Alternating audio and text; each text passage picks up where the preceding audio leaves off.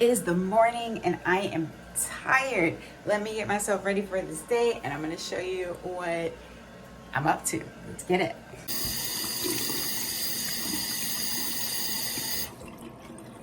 So one of the first things I need to do is spray down my chameleons, or some of my chameleons. I do have this system set up on an automatic mister, but the tanks are empty and I haven't refilled them because I need to clean them. Yeah, these are two of my girls. This is Rue and this girl is Iba, and this is their setups. So I'm gonna go ahead and spray them down with water, get that part done, and then make my way to pick my greens and get those ready for my dragons. Let's get it.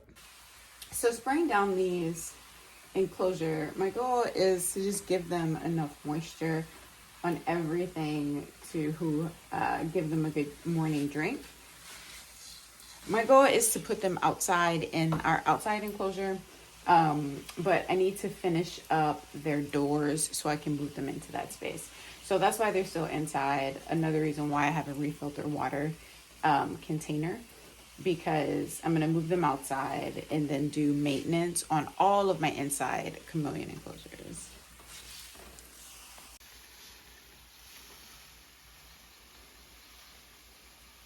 She's not a fan. They're getting sprayed down. I'm sorry, love. Done. Let's head outside. So I love coming through and saying good morning to all my guys. My little baby dragons are getting in their morning bask, looking real cute. This is Maisie. He's my favorite. Don't tell anyone else. Good morning, guys. Good morning, crew. Make my way into my office to say hello to the rest of my guys. Let's see how they're doing. Patches. So Patches, my Uromastic male, he's ornate, is getting in his morning bask. Issa, big guy. What's up, man? Good morning. Luno looking handsome as ever. This girl is Scarlet, and she's having one heck of a time coming out of brumation. She wakes up, she eats, she does her thing, and she's still alternating between being asleep and being awake during her days. I'm hoping that moving into July, she will wake up fully, try not to rush her too much, letting her have her process. This is her first brumation period ever, but man, I want her to wake all the way up. So I have a whole lot of these guys, super worms that I need to sort out. And I have this guy that I use as the salad spinner for getting the extra moisture off their salad. I'm gonna try to use this to sort these guys, see what we end up with.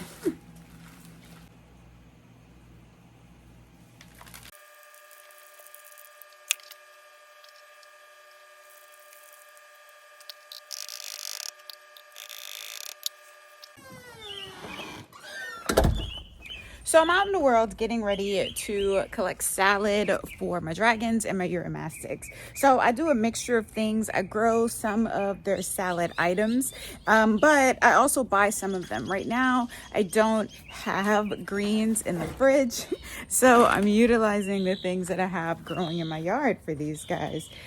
Today they're going to be getting this, which is bean greens, and I also have some other things like cabbage greens and things like that I'm going to give them as well. So I'm gonna go ahead and get to cutting, getting the things that they need, and we can chat while I do that.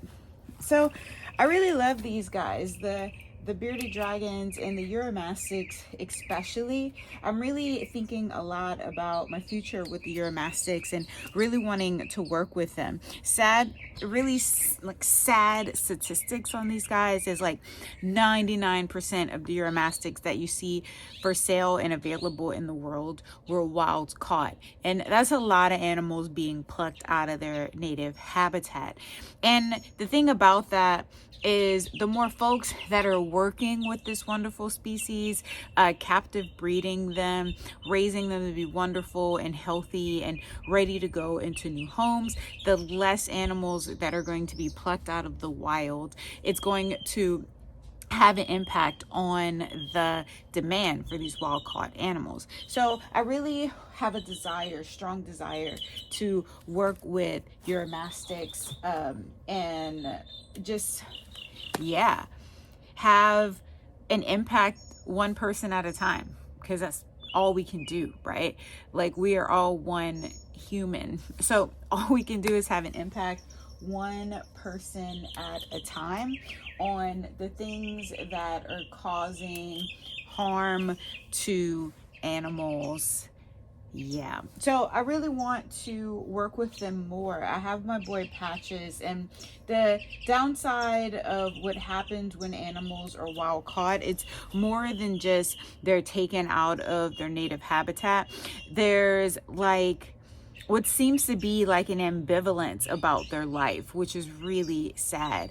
I got Patches and this female that we named Trooper from this company under the impression that they were captive bred, but they were most likely wild caught, and they came in very, very sick, and Trooper died in less than 48 hours of making her way into my care. And I tried to get her vet care. It was just too late, man.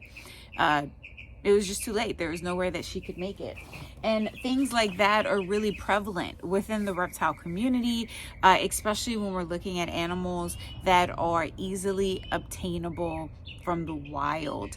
And like having this balance of, at least maybe in my opinion and in the opinion of some other folks that I've been chatting with, having a balance between you can't take them from their native habitat and there are a sufficient number of folks working with them, breeding them. It really seems to shift the way that people think about these wonderful animals, and it shifts the willingness to give them proper care. So there's all kinds of things that come that are a benefit that come for the animals from folks working with them, and more folks working with them to try to improve the husbandry, and not just improve the husbandry, but improve the willingness to give better husbandry to these animals, right? All right, so I picked what I want to, I'll pick a few more from this guy.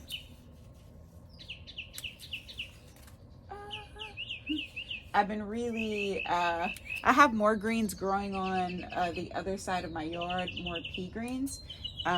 So I'm trying to be ginger about how much I'm plucking from this individual plant, but it's gonna have some benefits for me. One, when it's time to harvest these guys, I won't have so many leaves in my way, blocking the visibility of the actual fruit.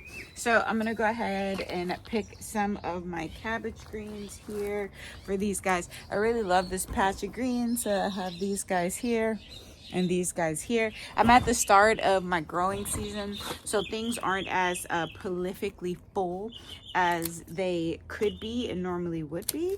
But as the season progresses, I'll get to a point where I'm able to grow everything that my vegetable eating reptiles need. So it's very exciting. I have other things growing in my yard right now, a couple of different types of squashes.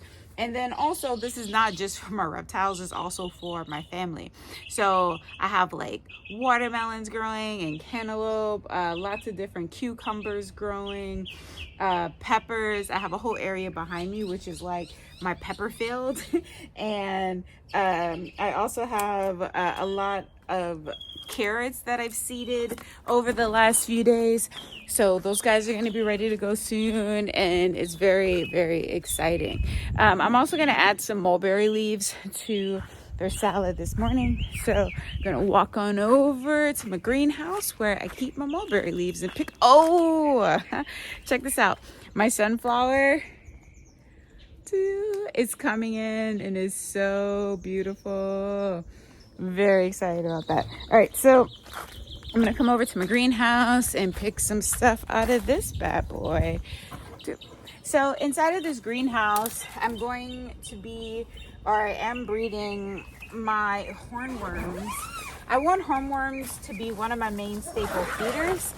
I think a lot of people treat them as only worthy of being snack feeders because of how expensive that they are. But hornworms have a lot of really awesome benefits, and I think they'll make great staple feeders for my crew. So I'm adding some, So I'm adding some mulberry leaves into the mix. I have my mulberry tree in here because I'm also going to use this space to breed silkworms in a way that is more naturalistic. And silkworms really love mulberry leaves. In fact, that is all they eat. So I have this tree in here for that particular purpose. And pruning off leaves to feed to my other guys works out great because the more you prune, the more it grows. All right, let me get to it. So yeah, I just thinking a lot lately about the reason why I enjoy working with reptiles and the type of impact I want to have within this community. I'm a strong believer that the work you do should have impact, right? And like, especially if you're doing something that, like, we as breeders of these animals, in some instances, like, we don't need to, as keepers of these animals rather, like in some instances we don't need to keep these animals. We do it because we love these animals, we're curious about them, we're interested in them, and we're humans, and humans seem to have this innate need to own things, to keep things, to have possession over things. So here we are, and we are having possession over these living, breathing creatures. But there's responsibility that comes with possession, right?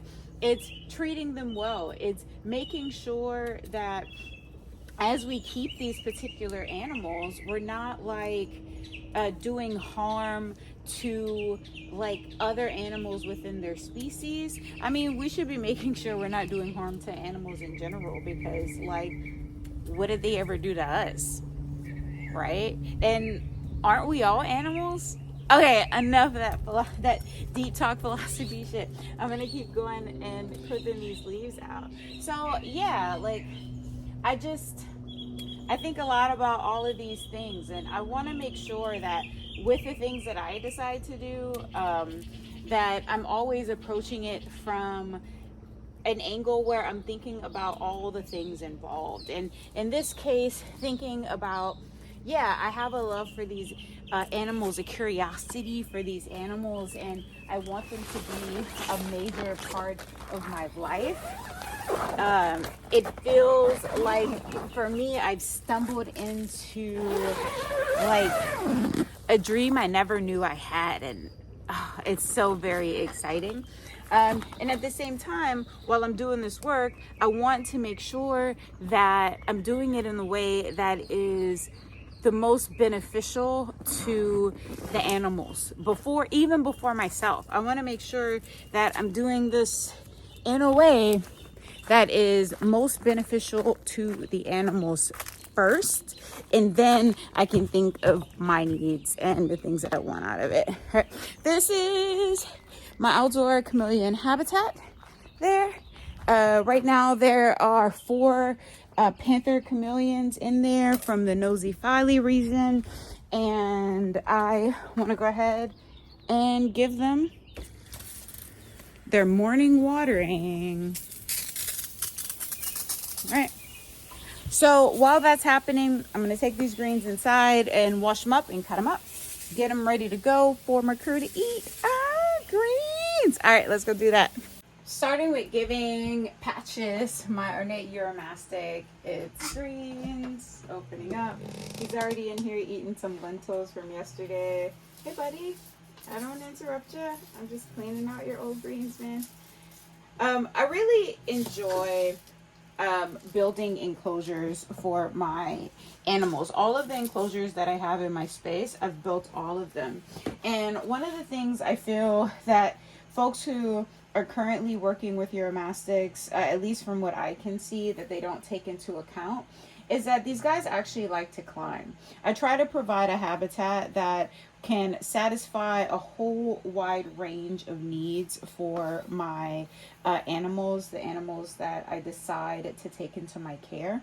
And all of my enclosures are built in a way, whether it is for my typically considered arboreal species, get down cat, my typically considered arboreal species like my chameleons, my semi-arboreal, my species that are acknowledged to be semi-arboreal, my bearded dragons.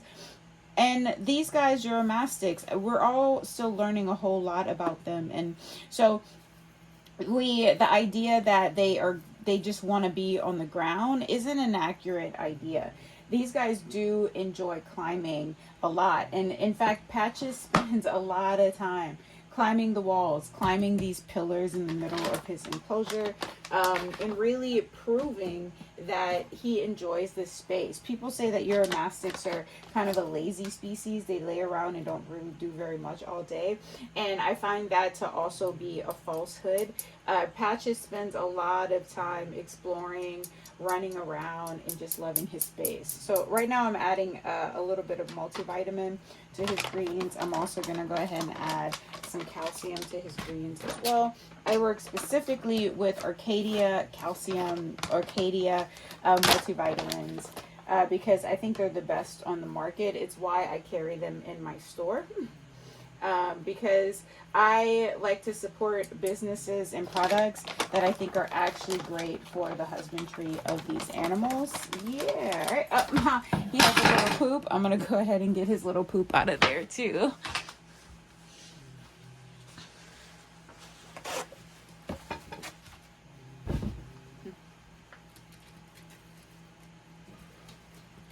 There you go, buddy.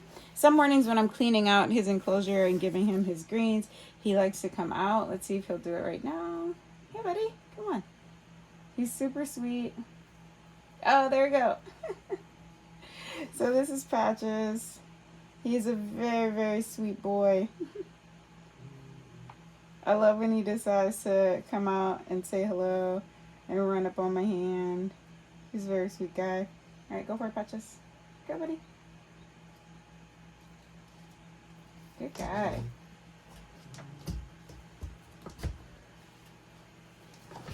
All right, so I'm finished with giving them their salad greens, getting them all set up with that. I'm coming in right now to check on my chameleons that are in their summer homes. See how these guys are doing. Oh, let's see, I'll show them to you. So first up in our morning summer home check, we have Blythe. What's up, buddy? And then I just misted him down, so that's why his eye is closed right now. You can see he's still covered in water and adjusting to that, but this is my boy Ambrose. I have my rescue chameleon in this side. Her name is Esme. She's really good at hiding in all of her available brush, which is awesome because that's why I put it there for her. Man, this is what my morning routine looks like. I go through, I check on all of my animals. I make sure that everyone has what they need. I feed them, I look at them, I make sure that all of them are in good health. I get the salads done early in the morning for all the green eating guys, and then I give everyone, all the bug eating guys. Some of the salad eating guys are also bug eating guys, so I give them their protein a little bit later in the day. I give the chameleons and the bearded dragons a chance to warm up. They've already warmed up pretty well. I usually make sure they've warmed up really well before I even give them their salad. But yeah, I give them some time to bask, process that salad that they ate, and then I give them their bugs a little bit later. Yeah, that's my morning routine. I'm so happy that you guys decided to stick around with me, chat, go through my morning routine with me, and get my lovely, amazing crew set up for the start of their day. If you liked my content, please go ahead and smash that like button, hit subscribe, all of that good stuff. More awesome content to come. Until next time, y'all, I'm out of here. Bye.